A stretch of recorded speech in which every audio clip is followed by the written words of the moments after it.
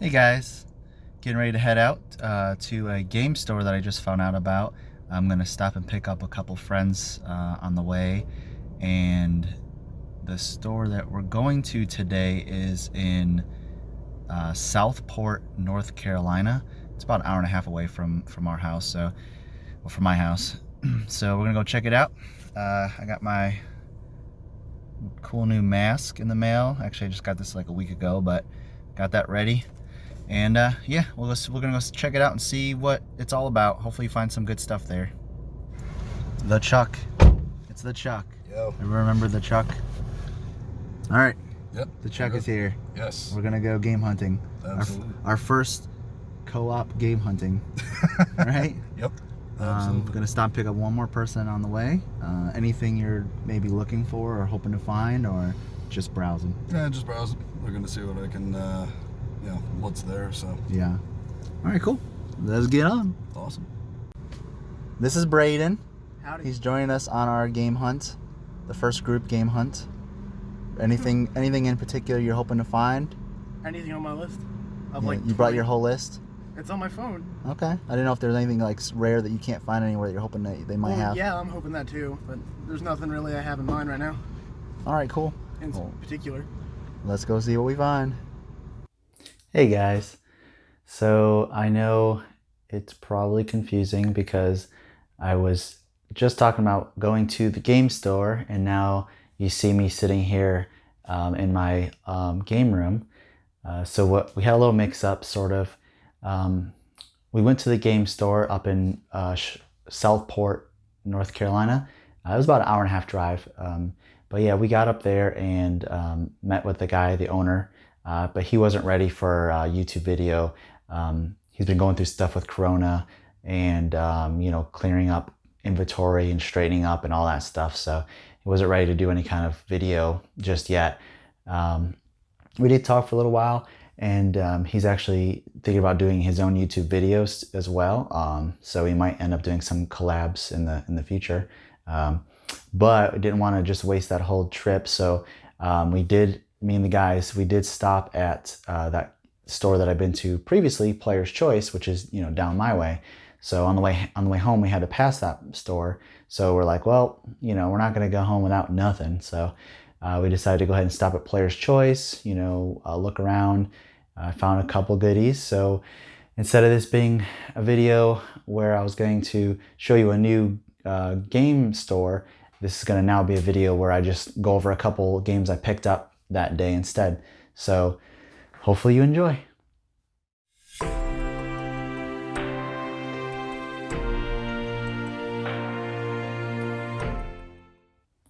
Now I only have a couple pickups today, but I'll show you the very first one is Tales of Xillia 2.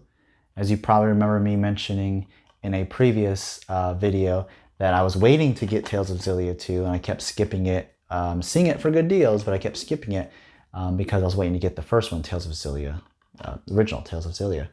Well, I did finally pick that up just a couple weeks ago. So when I was at the Player's Choice store, I said, you know what, let me go ahead and grab this. It was only $8, so can't pass that up. So PS3, Tales of Xillia 2. This game was released in November of 2012 in Japan and in August of 2014 in North America. It was developed and published by Bandai Namco for the PlayStation 3. Now you're probably pretty familiar with Bandai Namco by now. These guys put out a ton of popular games such as the Tales series, Gundam, Tekken, Soul Calibur, Dark Souls, Digimon, Dot Hack, and many others. The most recent one that I remember being released is the Dragon Ball Z Kakarot. The story takes place a year after the events of the first Tales of Xillia game. This time it's a bit more of a sci-fi approach to that fantasy genre, as you play the protagonist Ludger and are tasked with eliminating fractured dimensions in order to protect your prime dimension.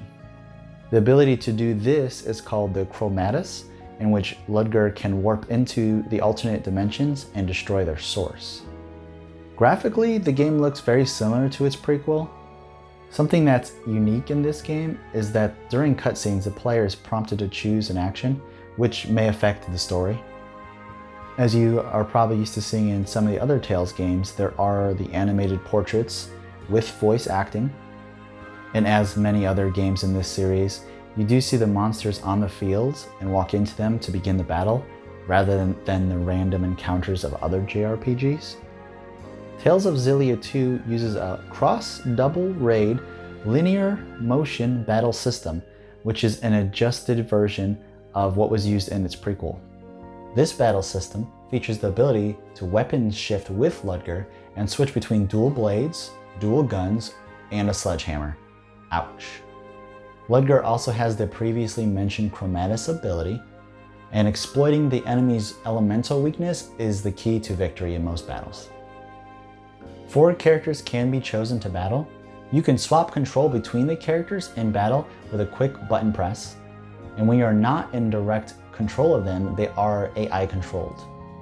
Being that it's an action RPG, the battles take place in real time, where you can take various actions, use arts, which are similar to magic, and can perform unified attacks with other party members called linked arts. Overall, this game received pretty high ratings. The only negative thing I actually ever heard about it was that there was a lot of side quests that needed to be done. But I also heard other people say that they enjoyed having to do these side quests. So I don't know, I guess I'll have to take a look at it and see for myself. So the other game that I picked up, and I'm very happy to have found, as I have been looking for it for a little while in stores, and I finally came across it. It's The Lost Odyssey for Xbox 360. I got this for only $8, and it's kind of heavy, and that's because, let's see if I can do this carefully. First off, it has the whole manual. Of course, it's a pretty thick manual, but it actually has 4 discs in here. So I didn't realize why it was so heavy until I got home and opened it up and took a look. But yeah, $8. This game was released in Japan in December 2007 and in North America in February of 2008. It was co-developed by Mistwalker and Field Plus, only for the Xbox 360. You may know Mistwalker from Blue Dragon, The Last of Us, and Field Plus did the Star Ocean, The Last Hope. In The Lost Odyssey, you follow the story of Cain, an immortal over 1,000 years old who doesn't remember his past. Throughout the story, you are joined by a handful of characters to discover the dramatic story of your past and your destiny. The player experiences the long life of Cain as he lives through many generations and has many families and lovers. The world is set in the beginning of a mystical industrial revolution where people have attained dark powers. There are MMORPG elements which are mixed into the game's traditional role-playing game system, which build a more immersive experience. The game was designed and written by Hironobu Sakaguchi, who is very well known for his work in the Final Fantasy series. And renowned composer Nobuo Uematsu, also known for the Final Fantasy series, created the soundtrack. Lost Odyssey uses a traditional turn-based battle system with random encounters. There is an aim ring system that is used during melee attacks, in which the character can use equipable rings with added effects. This adds a button timing element as the player tries to perfectly intersect the 2 concentric rings. The higher the accuracy rank, the better the additional damage or other effects can occur. Rings can be crafted and upgraded by synthesizing components, or can be combined into advanced rings. During battle, you can have up to 5 party members at once, which can be aligned between the front and back row. There are 2 types of characters, mortals and immortals. Mortals gain skills by traditional leveling up. They can also equip accessories to gain additional abilities, whereas immortals only gain skills by linking with mortal characters that are currently in that battle formation. They then earn skill points towards learning the skill. They can also learn skills from accessories. Immortals also have the ability to automatically revive in battle, but not if the entire battle has been defeated. The game also has a magic system which is comprised of black, white, spirit, and composite magics. This is a game I've actually been wanting for a while now, so like I said, I'm happy I found it. Great price. Yep, can't wait to play it. wondering what you guys think about it. Had really good ratings. So, you know, let me know if you guys have any comments about these games, anything I should look for. I'm definitely going to play Xillia 1 before I play Xillia 2, as it's literally a sequel. But yeah, so tell me what you think. If you have these games, if you've, want these games, if you can find them also at really good deals. Obviously you can always look online, but I've been trying to stick to some of the local stores and help out the local businesses and stuff. So anyways, that's about it for this one. A little short.